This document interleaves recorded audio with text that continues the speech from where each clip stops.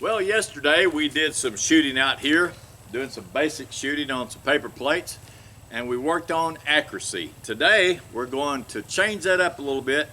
We were just strictly focusing on trigger control and not looking at the sights very precisely, just mainly focusing on trigger and putting a bullet hole in each paper plate. Today we're going to work on stepping up from accuracy into precision, where you have to really focus on your sights, a full 30 to 40% of your brain power, and the last 60 to 70% on precision trigger control. So we're going to try to go from accurate shooting up to the next level of precision. Can that be done with a pistol? Well, that's what we're going to find out today. What we've got here today is a nice Springfield Armory. This is called the Range Officer Target. And I have done some work on this pistol.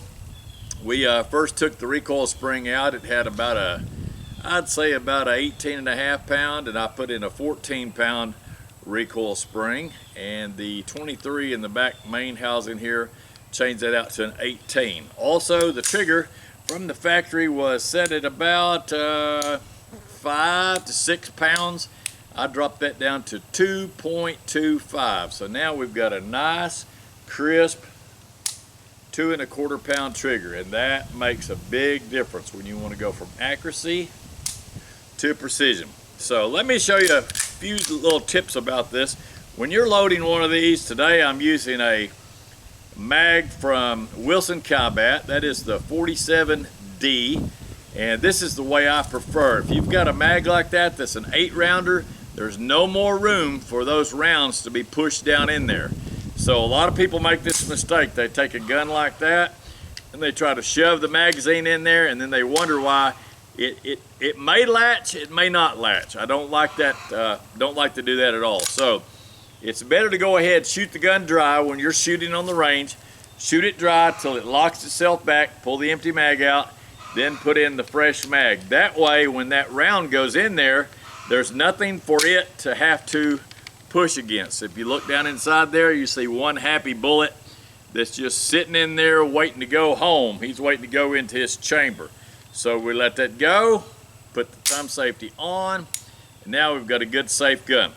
So you'll notice today's holster is a very minimalist holster, and I like this a lot. This holster here, the best way to chamber that into the holster is to make sure that you've got that thumb safety on, and that will lock your slide in place. So you can push down nice and firm and make sure that stays in the holster like that. So that's good and safe.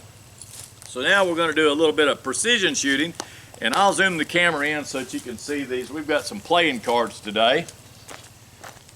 Let's have a look at some of these playing cards. Let's zoom in.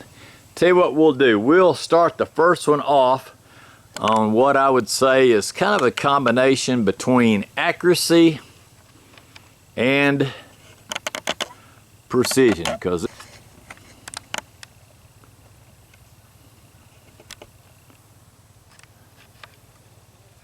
Ace of Spades. So now we're going to try a shot at that Ace of Spades. I'm going to get over here and get out of the way of the camera, and we'll try to make a shot on that. Get my earplugs in. This shot's going to be from 10 yards out.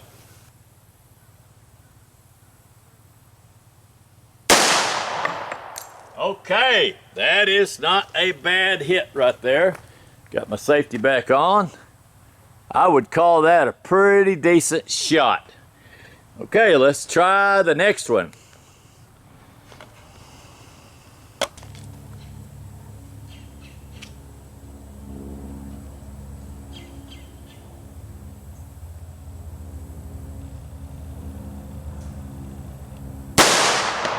Oh, that was a strike on the heart. Let's go ahead and try the top one.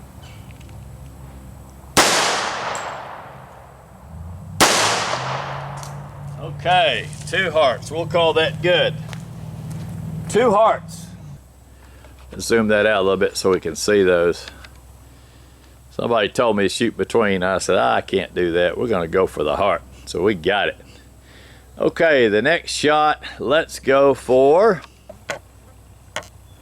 we got a nice Ace of clubs, going for that big center club. Precision shooting, 10 yards.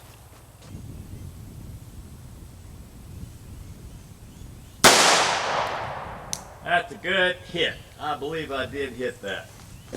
So let's take a look at that up close and personal.